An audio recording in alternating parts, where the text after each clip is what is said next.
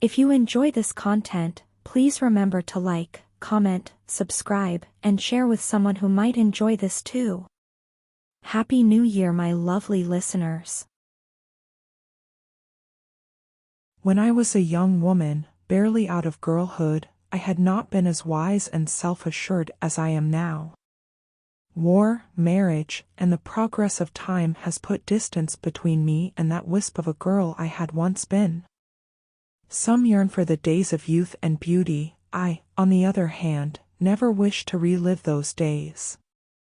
I had never considered myself a great beauty nor an exceptional human being. I thought then, and still now, that I am just a plain Jane. My childhood had been less than idyllic, then again, whose childhood is? I clung to kindness like a life raft.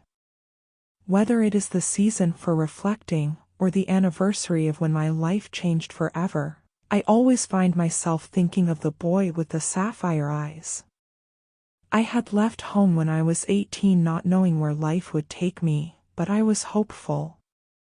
I had joined the army in search of adventure. It has been an adventure indeed. It was early on in boot camp when I was handed a crumpled-up tissue by an unfamiliar hand. I had considered simply tossing it into my empty M.R.E. meals ready to eat pouch, but something told me to unwrap the tissue. Inside were a few brightly colored orbs that smelled sickly sweet.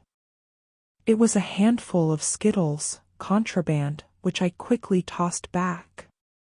The sweet orbs melted, and the sugar warmed my chest as it dissolved and spread through my body. I met the sapphire eyes of the boy who had given them to me. He didn't know it, and neither had I, that the simple act of kindness would change my life forever.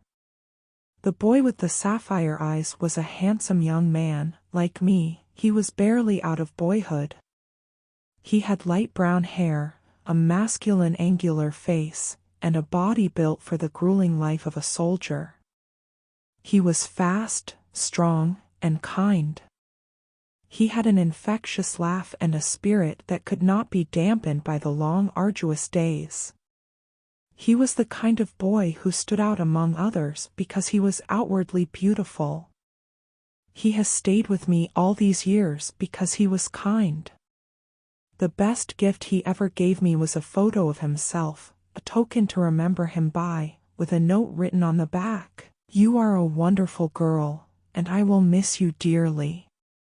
Someday you will meet a handsome soldier and forget all about me. Always remember, you have a good head on your shoulders, and you will go on to do great things. I wish you all the best and will never forget you. Love always." Boy with the sapphire eyes.